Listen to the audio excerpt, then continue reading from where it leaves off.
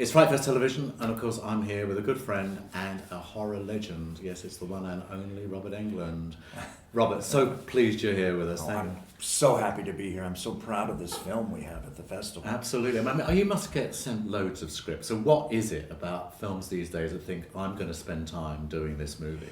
Well, I would like to sound like I'm turning things down, but I go where I'm wanted now. This is the philosophy I've employed in recent years, but I must say the last showing, I couldn't put it down when I read it. It immediately sort of captured my imagination. It was kind of like a 70s De Palma thriller, and I could almost hear the clock ticking. I knew what reel I was in, and I was so happy when I got up to Manchester, Chester, just outside of Manchester, to shoot. Because within a day and a half of working on it, I could just tell that Phil Hawkins was this remarkably gifted talent, and I was in good hands. So what does it take? I mean, did Phil have to sort of, like, you said you like the script, but you must have to test out the director as well. I mean, you want to know something about them, surely. Well, I heard, I'd heard that he was on the Lot, this reality show, and that he was Mr. Spielberg's favorite. And it was sort of this back lot, the lot being the back lot of a movie theater, and it was about young directors and filmmakers. So that's what I'd heard. I hadn't seen anything that Phil had done, but literally my first day on this set, there was a crane everywhere. There was always a crane, and I loved working that way because it's more of a dance when you're working with camera that way. And I had to take a certain risk with this character. I put on some weight, and it was kind of a no vanity performance. I lost the beard, which means I lost my chin, And the only thing I was able to channel a little bit of was I kept remembering this great English film, Seance on a Wet Afternoon, with Kim Stanley and Richard Attenborough, and I remembered the sort of banality of evil with the Richard Attenborough performance in that, and I kind of wanted to bring that to the character, in Last Showing. Now, we're from the same generation, of course, and we love projectionists. I mean, this whole digital stuff. Yes. What's this all about? I mean, so you must have really sort of got into that part of the whole scenario. Well, we were locked in this movie theater, in the suburb of Manchester. We had it from midnight until noon every day. The irony was that I don't think any of us counted on. There's a new sort of style in summer viewing with English children's audiences. They go to this early matinee. It's like 10 a.m. or 11 a.m. in the morning, and they had that hit, the Despicable Me, the Minions. These giant minions were in the lobby. And so we'd be walking around, Emily Barrington and Finn Jones and myself with blood all over us, at 9 or 10 in the morning, and there'd be all these lovely English schoolgirls lined up with their Hello Kitty backpacks, waiting to see their minions. And I could just see the look on the mother's face. It's like, my God, what's going on here? Here in Chester, what's happening? We were making this movie, so we were kind of pressed for time every day. But living in that movie theater and hanging out in the projection room, and in the in the back hallways of the complex, you really do pick up that sense of that kind of mall theater world and life, and there was so that sort of did kind of seep into a bit of the performance, and it gave me a little sense of verisimilitude. I mean, it's the straw that breaks the camel's back, really, isn't it, when he gets fired and that sort of stuff? I mean, it's like he just goes... Remaindered, he's remaindered. Remaindered. Yes, he's... Well, you know what, that, again, I was like, thinking of, you want to say, my acting and my preparation, but literally, I put on the ludicrous vest that they have to wear, in the concession stand. And my boss forces me to humiliates me by making me wear the little paper hygiene hat as I schlep the popcorn, and just having that hat on and that vest is enough. I mean, it's almost like having to put on that McDonald's, costume, fast food costume. which, and you just sort of, I don't know, it's just, I bridle at that. It's probably the reason I chose to be an actor, so I wouldn't have to ever dress like that for a living. But, and not to put anyone down, it's just that bright orange vest and that silly little paper cap does make you feel ridiculous. And that was enough, just having that on, I could act that, I mean, the fact that it was shot in a sort of a mall, I mean, that sort of gave it a bit more of an American feel. But originally, I thought it was actually going to be in like a classic theatre, I mean, because of the whole concept of the plot. I do, but I also think that when you get the classic, wonderful old movie theater with the velvet seats and everything, that I think that Phil was fighting against that charm.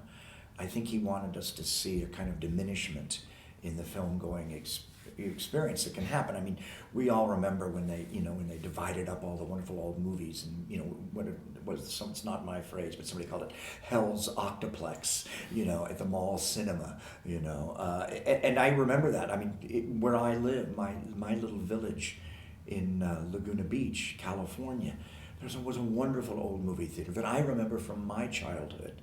I remember sneaking in and seeing films there, and on the walls was a famous mural by a turn-of-the-century California plein air artist of like the conquistadors, marching up the shore, and they carved it, and that mural is gone now. It's covered with stucco and sound enhancing paneling, and it's incredible to me. I mean, I remember that magic because. I think maybe Alan, maybe you've been there, but up north in Santa Barbara, there's a movie theater up there, one of the old great Fox theaters, about what the movie-going experience was about, and it's done as a hacienda, like Zorro's hacienda, and you sit there and you look up, and it's the constellation on the ceiling. That's the last thing you see before the lights go down. It's the constellation and the second story of the Spanish hacienda. It looks like a scene from Romeo and Juliet in old Spanish colonial California. Do you remember the theatres in Sitges? How beautiful they are? Do you remember the Retiro? How lovely that was. It's so beautiful. And I had a premiere a couple of years ago for a film in Madrid, in a great old theatre in Madrid. Just lovely theatre. So do you really regret the way that the whole industry's gone, which is what a reflection of your film is, really? I think we've turned a corner, and I'll tell you what, I think there's a time and a place for Netflix, and a time and a place. I mean, I'm an old guy now. I love my on-demand. I love my binge watching of great cable miniseries now, and I think that's fine. When my hackles get raised is when I'm on the plane and I'm sitting next to some young guy in his skinny jeans and his Halliburton briefcase, and he's watching Avatar on his phone, or Life of Pi, and I can just feel Ang Lee cringing, I think we have to embrace this new event screening thing. I think we need to see these films in IMAX and 3D that are the ones that are not the ones that have just been turned into 3D for the sake of doing it, but the ones that have been made that way intentionally. And I love the elegant theaters now where you can have a drink and take a piece of cheesecake in and have the comfortable seats and really immerse yourself in the experience. And I don't think we have to see every movie that way, but I think you need to be selective and choose. We took some children to see Life of Pi in IMAX 3D. And that moment when the camera goes up in the sky and the boy is asleep with the lion on the raft, and you see the entire constellation of sea life, reflecting the heavens. It's one of the most magical sequences I've seen in film in years. And the children audibly gasped around me. And I think you need to be selective and have a sort of event film going experience. And then you also, you can binge watch and download and Netflix. There's plenty of films that you can catch up with that way as well. I mean, how did you find working with Finn Jones and Emily Barrington, who's become quite a bit of a star here because she's in The In-Betweeners too? Well, and Emily, is just red hot in the States off of her role on as the terrorist daughter on 24, which very high ratings, and really the show 24 really is back to form. It's really a great season that Emily stars in. And so, she has her fingers locked off in that, I think, which is sort of appropriate for FrightFest. It's the first thing I did was inspect her hand when I saw her last night. But Finn, I must say, and I'm really happy with my performance in this, and it's really great to be in someone's hands like Phil Hawkins, who really understood my performance and really cut my performance and really watched my eyes in this. But this film would not work without Finn. As lovely as Emily is and as happy I am with my work, Finn, he has to go down this road, and he has this arc of a performance, and you have to watch the movie through his eyes, because if you don't watch Finn disintegrate, you can't buy into the plot. And it's a thriller plot, and Finn's being manipulated by my plotting. And if you don't believe Finn and go with Finn, the film doesn't work. And he's so marvelous in this. There's literally a reel and a half, I think, without any dialogue. It's just moving pictures, and it's all, sort of Finn's disintegration. And he really moves from A to Z in this. It's a remarkable performance. I think Mr. Jones is a comer. It's probably too soon to bring up names like Heath Ledger and things like that, but I think if anybody can fill the vacuum, it's Finn. Was there ever a discussion, because of course the film that you're actually unspooling is like the Wes Craven movie, or the Oz too. Was there ever a discussion that they might actually put one of your movies on instead, or was that just like a rights issue, or too knowing and too sort of like? I just think that's just exactly. I think, Alan, what it is that would have been just one step over the line, sweet Jesus, as we say. Yeah, that's just calling too much attention to it. There is a disfigured face in the beginning at the Halloween party that Emily and Finn are attending at the very beginning over the opening. There is a hint of a character, an Elm Street-like character at that party. And Emily does say it's a Wes Craven midnight movie we're going to see. And you do see a clip from the Hills Have Eyes. So there is that echo there, which is a little bit of an homage, to my participation, but without really, hitting the nail over the head. You don't want to do it that much. I mean, I wasn't going to wear a red and green cardigan. Well, I mean, you're here also for the 30th anniversary of A Nightmare on Elm Street, and great, but I mean, can you believe it's actually 30 years? Well, but it's 30 years. It's not only the anniversary of Elm Street, but it's also my great success on the TV series V. So, having those two hits, 30 years in the past, over 30 years with V, you really feel, the first thing you feel is terribly old. You do.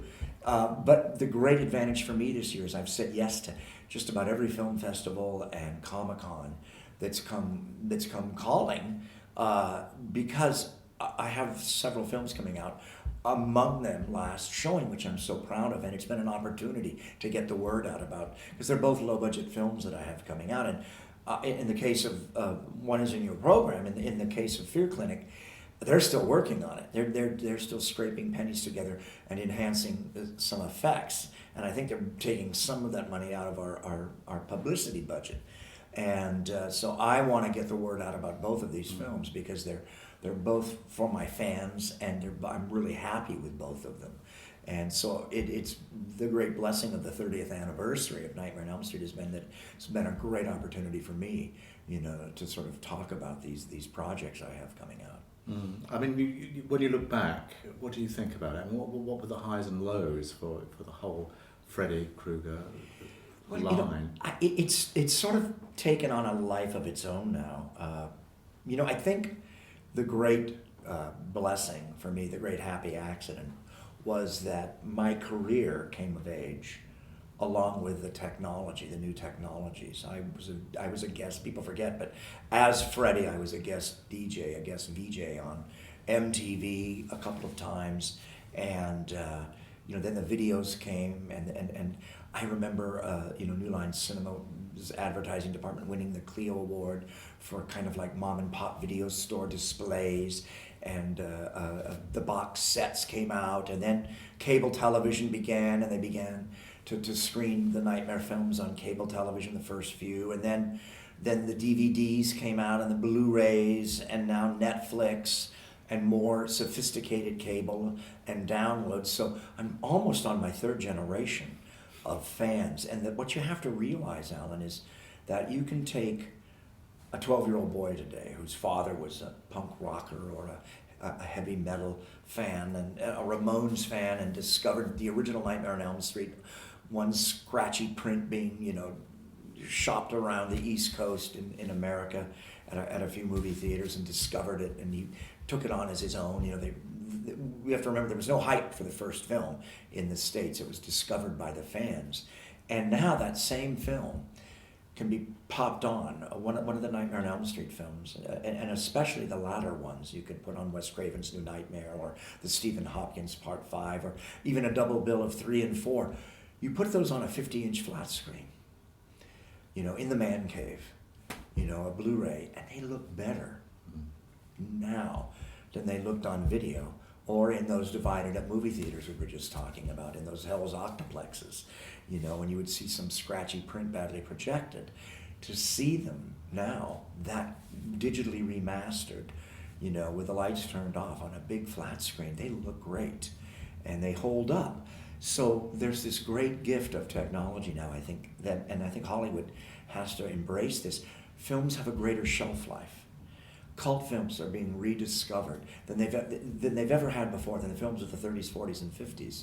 Films from the 70s, 80s, 90s, and beyond now can really be discovered. I think, Alan, I've told you this before, but my business manager produced and co-wrote a great film called Suicide Kings. Everybody in that film now is a star. It took 10 years for that film to be discovered, but it has been embraced now as a cult film, and Quentin Tarantino put it in a box set with Jackie Brown and Reservoir Dogs. So there is this great potential for films that fall through the cracks to be rediscovered now by the fans and viewed well. You don't have to wait for the midnight cinema or a revival theater or a late show on television any longer. You can seek them out on the internet and find them and buy them and own them and screen them correctly. And I have a great confidence that a lot of films in the last couple of years that didn't get the acclaim they should will be discovered soon by the fans. Sure. Well, look, we're delighted you're here to celebrate not just Nightmare on Elm Street, but your new film, The Last Showing, which is actually very, very good, and a real great tour de force from you, I think. So welcome, and we're glad you're here. Thank you so much, Alan.